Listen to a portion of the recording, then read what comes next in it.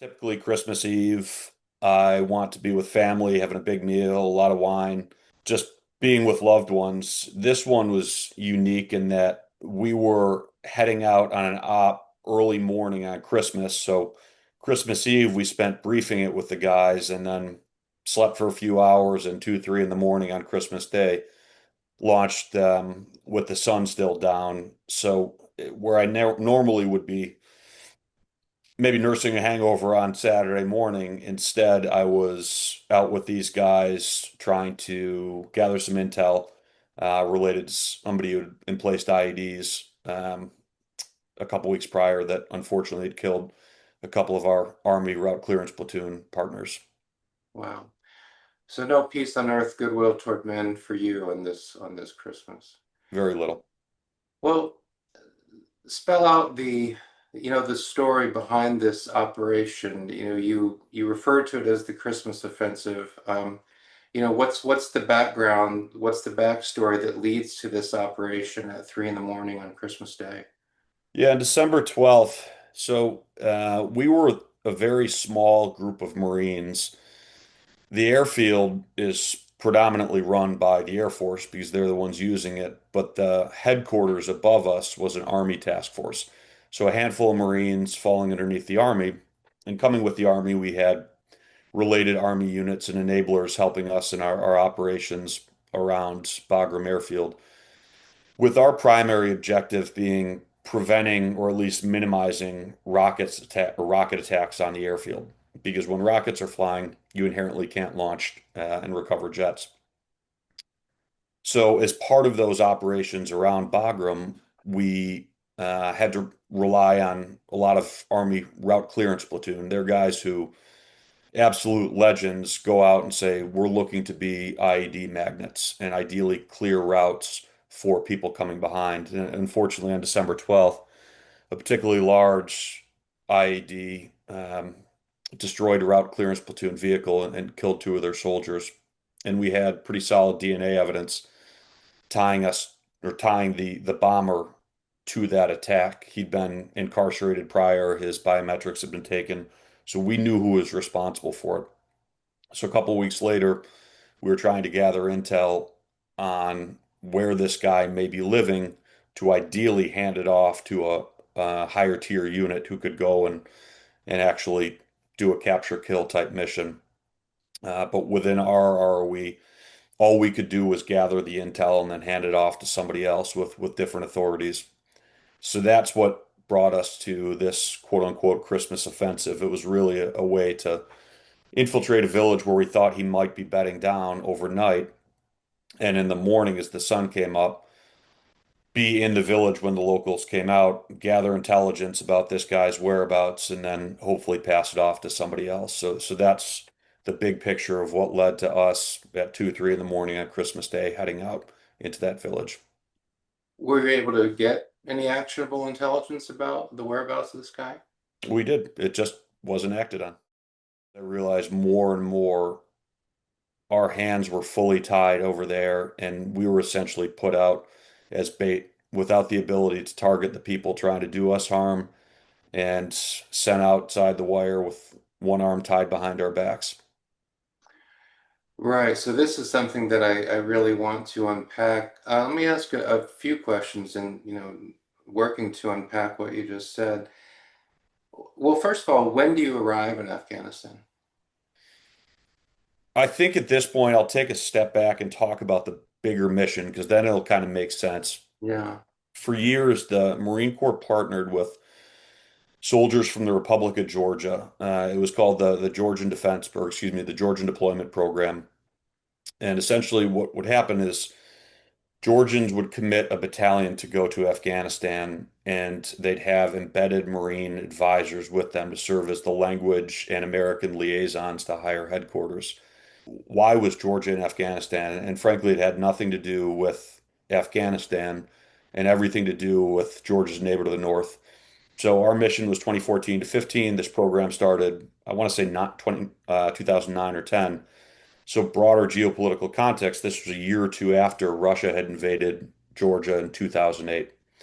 So Georgia was doing everything in its power at the time to gain NATO accession. And they figured if we contribute troops to a NATO mission, the ISAF mission in Afghanistan, that will provide us some credibility and institutional knowledge and training to strengthen our bid for NATO. So Georgian troops being in Afghanistan, nothing to do with Afghanistan, everything to do with Russia.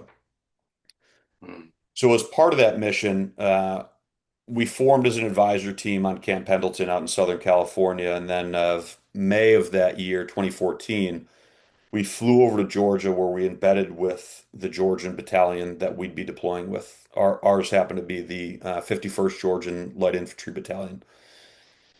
We spent 3 months in Georgia training with those guys, building rapport, and then Yeah. went to Germany for a month where we did what was called a mission rehearsal exercise at a American base in Germany. And at conclusion of that exercise, late August, early September 2014, we deployed to Afghanistan for 7 months. So we were there from roughly September 2014 through April, May timeframe of 2015. So, all right, and there you are, you're on Bagram. And how far away, you've got rockets coming in. From what distance are those rockets coming? How far out are they? 15 kilometers in. 15 kilometers in. So, Yeah, typically just um, really guys using Kentucky windage, not too accurate. They'd lay a rocket on a rock or a piece of wood, generally aimed towards the base. And typically, what we saw is they'd have a cigarette or some fuse that would ignite it. So by the time the rocket actually launched, the people who had placed it were long gone. So all we could do was attempt to ideally identify the weapons flowing into our AO to disrupt them before they could get to the launch pad. But short of that, try to recreate situations and post attack identify who may have emplaced them. so a question that comes to my mind is, and I'm just asking you to respond to this just given your own perspective, what you saw. But one of the things that comes to my mind is 2015. So we're 14 years after going in, roughly. So we've been in Afghanistan a long time. We're talking about rockets coming into Bagram Air Base, right? So we're not talking about like the far boonies. We're talking about something that, the folks who've been on Bagram, I mean, they talk about a lot. It feels in some ways like an American base. You've got a subway and, all these. Um, and yet we've got 14 years after the start of this, we've got rockets coming into the base from less than 10 miles away, give or take, which is kind of mystifying to me. I mean, like how can that be that 14 years into this thing, we've still got rockets coming in, not out in the boonies, although it is happening in the boonies too, but we've got rockets coming into Bagram Air Base, which is this massive installation. Given what you saw, I mean, am I wrong to be surprised about that anyway? Or, given what you saw, what's the explanation for that?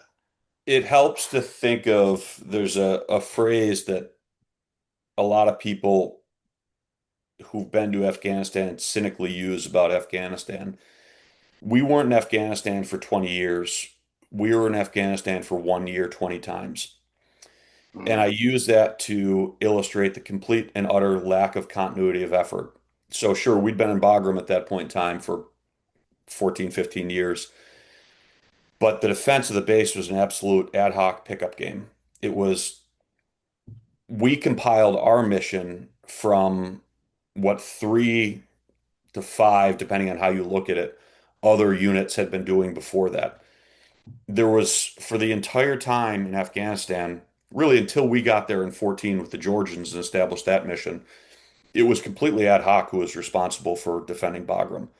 So the approach, the passing of intelligence from one unit to the other, the passing of enemy TTPs and things that friendly troops could do to disrupt those was non-existent. So it's when you look at it in that context, it's really not surprising that 14, 15 years in, we're still dealing with these threats. There just was no continuity of effort to establish a reliable system of defending that base. You mentioned the ROEs, the rules of engagement, and then you used the phrase, which I've heard a lot from other Afghanistan vets and Iraq vets, and a lot from Vietnam vets. That phrase of having your hands tied behind your back.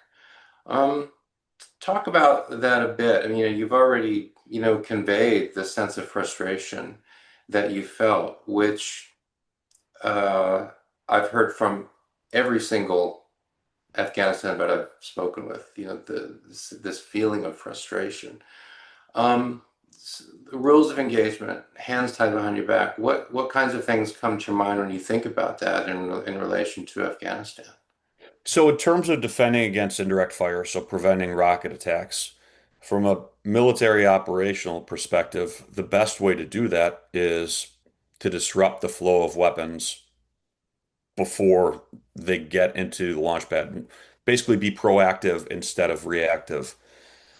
We were not allowed to go after the weapon supplies. We were only allowed to respond to the active launches. So when we had intelligence that, hey, there may be a rocket cache at this house, we were not allowed to go out and attempt to disrupt that. Uh, and as part of disrupting rocket attacks, that meant we were physically present in the surrounding area. So that brought the ancillary threats of suicide vests and emplaced IEDs. We couldn't go out and target those bomb makers either. We essentially just had to serve as bait, driving around and hoping that our mere presence would dissuade people from launching a rocket, which anyone sitting here in the comfort of their home would know is laughable. So that's what I mean by restrictive ROE, our inability to execute the operation as military doctrine suggests we should, which is going after the weapons and the people using them instead of reacting to their use. What would the rationale be? To the extent you can put yourself in the shoes of someone, I mean, I was going to say who's giving this order and who actually believes in it, though it's hard to imagine someone who would really believe in It's something all inside the Beltway. obviously crazy. It's inside the Beltway politics. Yeah. So, in the broader context of Afghanistan, December 31st, 2014 to January 1st, 2015, we go from the what's called the ISAF mission, the International Security Assistance Force Afghanistan, to the Resolute Support Mission. In layman's terms, that was DC politicians saying combat operations are over in Afghanistan, which for the guys on the ground, nothing changed. We still face those same ID, those same suicide vests, those same rocket threats. But what it meant is our generals couldn't afford to have somebody injured on a mission because the politicians had said that combat operations were over. So that meant that we could not go after the threat at risk of demonstrating to the world that this end of combat operations was a laughable fallacy. So it just sounds like it sounds like a fantasy that folks are just hoping that some folks are hoping they can just get to the place of retirement before this fantasy, just obviously falls to pieces. I think that's a fair assessment. It essentially somebody wished that combat operations were over, and by extension, we had to pretend they were, when in reality, we still had to put ourselves at risk every day, every night, going outside the wire, trying to prevent those attacks on the base. But in doing so now, we had to do it within the broader construct of, well, combat operations are over, so you can't do anything to actually do your job effectively besides drive around and serve as bait.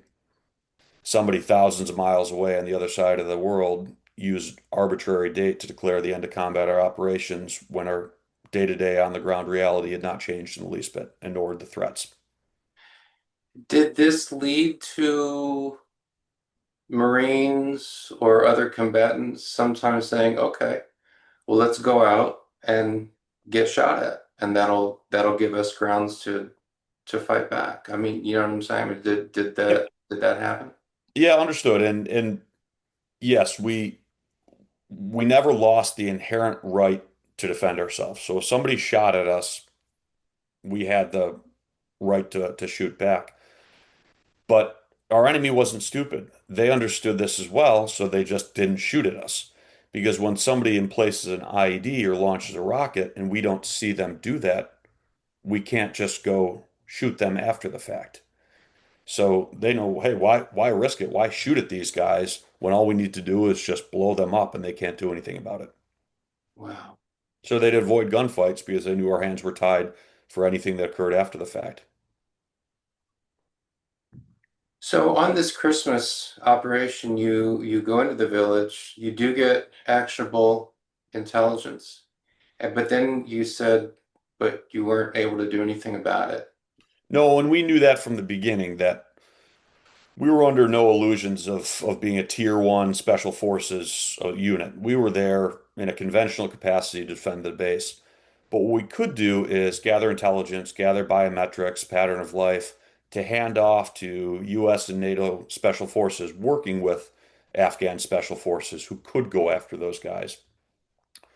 But even when they went after those guys at this point in the war, they'd potentially get thrown in jail, and then due to corrupt Afghan members of parliament, we called it the revolving door. They'd roll up a bomb maker, he'd go into jail for a little while, somebody would get paid off, and he'd be out on the street shortly thereafter, which essentially meant, for all intents and purposes, he had a blank slate. My frustration had hit a boiling point, and I talked about a restrictive ROE before, and we had solid intel that weapons were at a specific area, and all of our patrols and operations had to be routed for approval through higher headquarters. And I put together a plan to basically go and ideally find and destroy those weapons, and it was rejected. And as soon as I got that rejection email, I, in military parlance, went into the black. So basically, anger took over my logic and cognitive abilities, and I was just firing on adrenaline and rage. The thought process being, or lack of thought, the instinctive process being, our higher headquarters wasn't going to let us address a threat when we could. They wanted to instead risk our lives as bait. And I basically wrote an emailing CCing everyone up to the colonels on the general staff above us, saying you're more concerned with political realities than the well-being of our guys on our ground, which naturally did not go over well. So my boss got a significant tongue lashing from the two-star general whose staff I sent that to. I in turn got a significant tongue lashing, but my boss had my back, and that's one of the reasons I speak so highly of him, because he said at the end of that tongue lashing I took from that higher officer, said, well, but he was still right. I said, God damn it, I know he was right, but he still can't do something like that. Mhm. So everyone in the chain of command knew the BS position we were put in.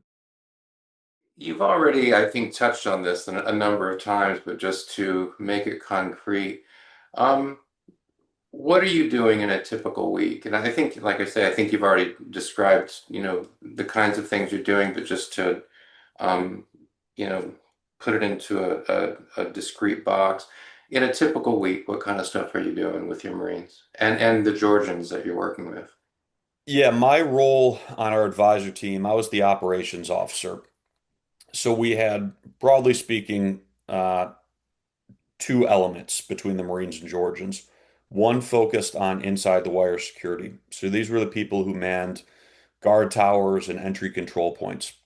The other side was the outside the wire security.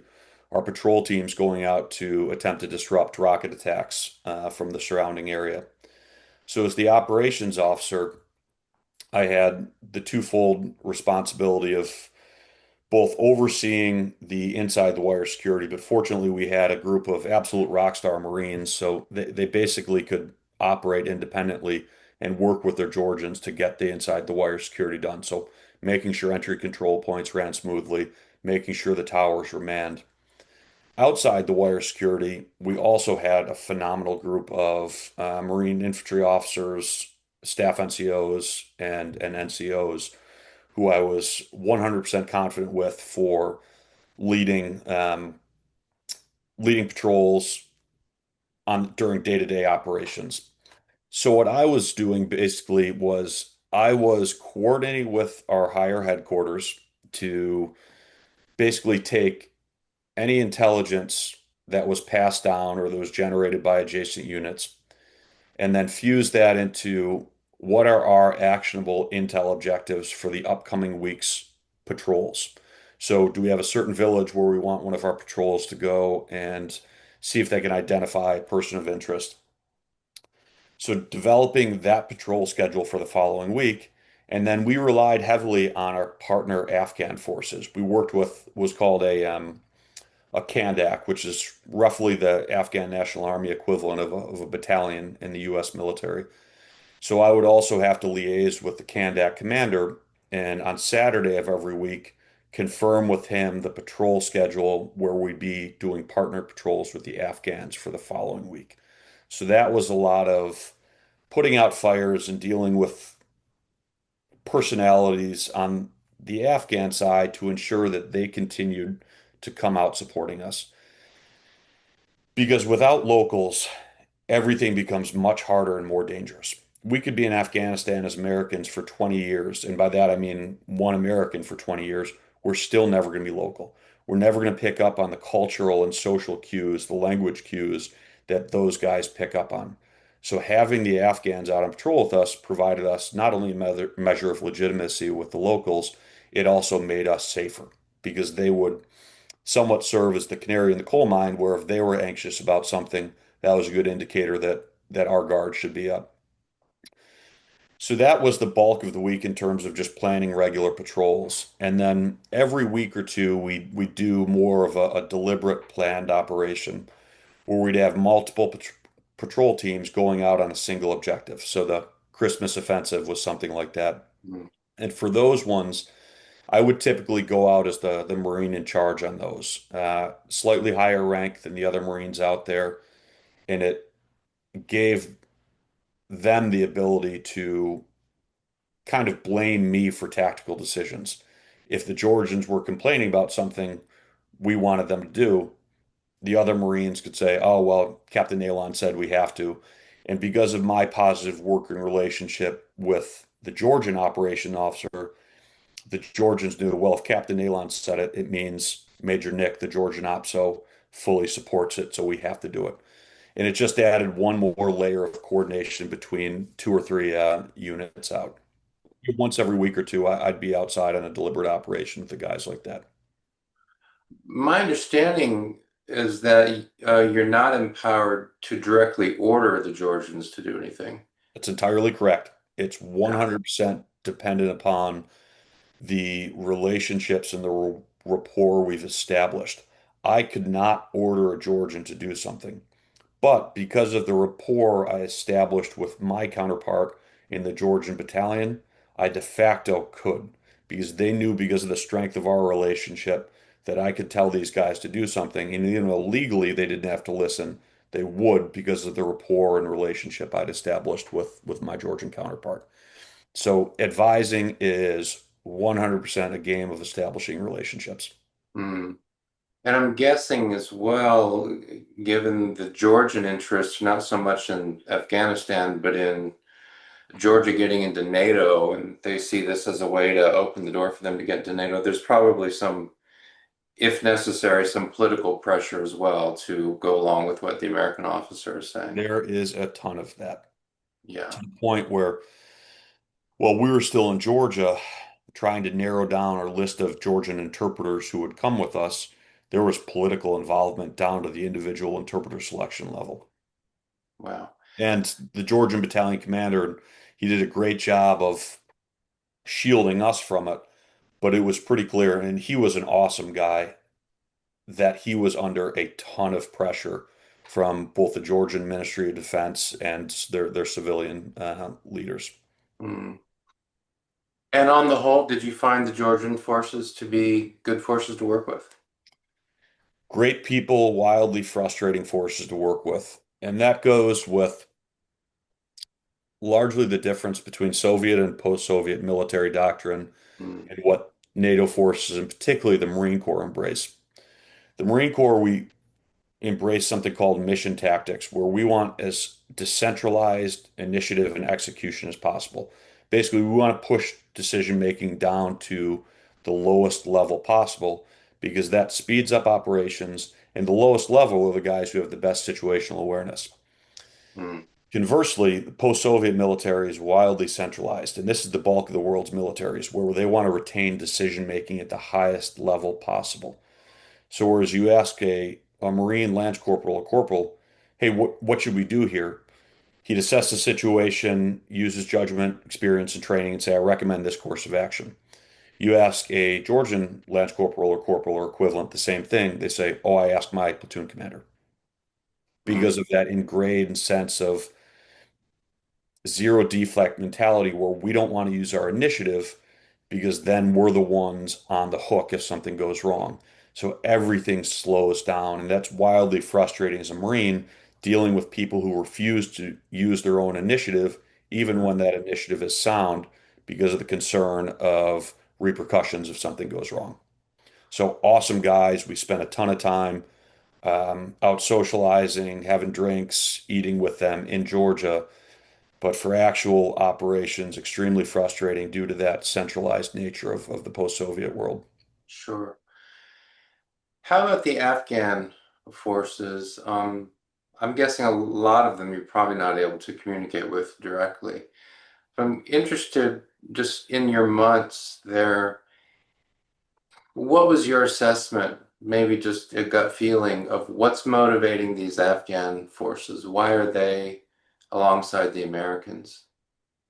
Well, that's a big question, and I think it needs to be put into the context of how divided culturally and ethnically Afghan society is, because it's not a homogenous country. It's really a hodgepodge of tribes and ethnic groups. So everyone has their own motivation. Some, like the U.S. military, are there for a paycheck, and their operations are really just motivated by a desire to keep getting paid and to avoid the wrath of their superior commanders if they don't do something they're ordered to do. I like to, maybe naively, but I know that's it's not naive in that there are plenty of Afghan soldiers who legitimately are there for a better future for their country. Now, there were, with the number of green on blue insider attacks, there were obviously ones who were there and wanted the Taliban in power. But I like to think that a fair amount of the soldiers we worked with legitimately just wanted a better future for Afghanistan and their children. When you were out with Afghan forces, did you feel, let me put it this way. So let's say you're out on patrol. Of course, you're alert for IEDs, you're alert for other threats. Are you also, in a small way, alert to the possibility that one of these Afghan guys might turn on Absolutely. any minute? Absolutely. Always one eye on the surroundings and one eye internally. Wow. Fortunately, we worked with an awesome unit, and part of that was we were further north outside of the traditional Taliban heartland, and our Kandak commander partner that we worked with was of Uzbek descent, so largely diametrically opposed to what the Taliban stood for. So a lot of those potential problems would have been solved by him before they became issues. But no situation is 100% sure. So we always had to keep one eye on the Afghans and one eye on one eye on the Afghan soldiers, I should say, and one eye on the civilian population and in our environment. Yeah, so I want to ask you about your assessment of the civilians. Again, I'm assuming very, very few, if any of these villagers speak English. Maybe some do a little bit, but um, what are you picking up from them? What do they think about you guys being there, about the Georgians being there, about this whole situation? Afghanistan's been at war since 78, 79. So their population is largely built on survivors. they're not going to fully commit to any one side. They're very adept at what we call fence sitting and not committing to one group, but seeing who has the power for the moment and let's lean that particular way, recognizing that we'll lean back the other way if the situation necessitates. So we used to use the phrase that you can't buy Afghan loyalty, but you could rent it for a little while. So we just hope to do everything in our power to at least kind of rent that, if not loyalty, not outright hostility. And part of the way we did that too was we did a, for such a short period of time, a ton of civil relief projects. And this is where in the news you get all this bad press about USAID and these massive wasteful contracts. And we saw elements of that. But on the lower end side, at the smaller village level, we could have serious impact with small scale, so less than $5,000 projects, installing wells throughout the our entire AO, making sure people had fresh drinking water, doing medical support where we could assist. We had a hospital on base where we could support Afghans with basic medical treatment. So in that respect, we tried to at least rent some loyalty or like I said, not outright hostility. And also knowing that us being there largely was failed policy objectives for our mental survival. We have to justify what we're doing, putting ourselves at risk day in, day out. And the way I settled on just squaring the peg was saying if I do nothing but bring my guys home alive and try to make the lives of the Afghans we deal with a little bit better, I can justify it. With all my frustrations with the failed policies that put us and kept us there, if we could just focus on, hey, let's help these guys in their daily lives a little bit and bring our guys home alive, that's the only way I could mentally survive. I needed some rationale for us putting ourselves at risk on a daily basis. And it sounds like, I mean, we're going to help Afghanistan to become a model democracy in Central Asia. Sounds like you Laughable. that's what, Laughable. yeah, right. What was your perspective going in? Let's say you're flying in, your boot hasn't touched the dirt of Afghanistan yet. You're descending, and the Marine next to you says, "Captain, why are we going to Afghanistan? What's the point of this?" What do you think you would have said going in before you've had any of these experiences?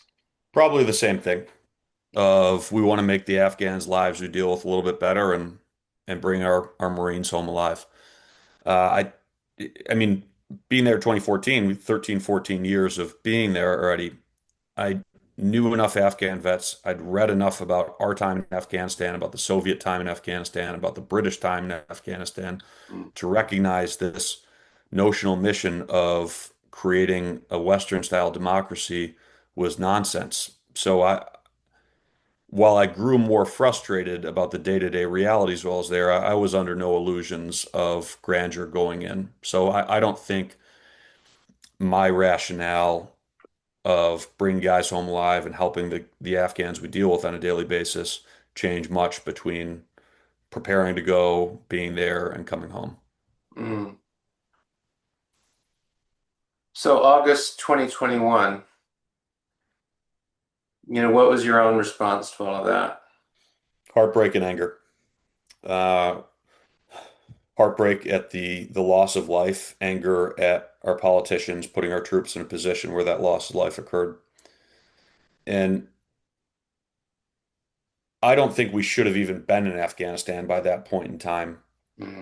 but we were. So looking at it operationally, it still blows my mind knowing that our mission failed. We weren't, whatever our mission was, since if you asked somebody in the State Department, the White House, Congress, Department of Defense, if you ask any of those people what our quote unquote objective is in Afghanistan, you'd get different answers from everyone. So we didn't have an overarching, unified political objective to be achieved by military means in Afghanistan, which set us up for failure from the beginning.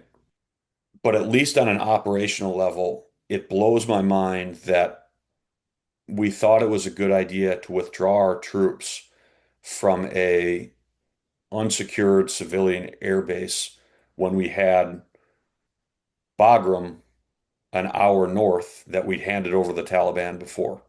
So why withdraw from a civilian airfield with a chain link fence when we had a relatively fortified airfield an hour north that we should have withdrawn from?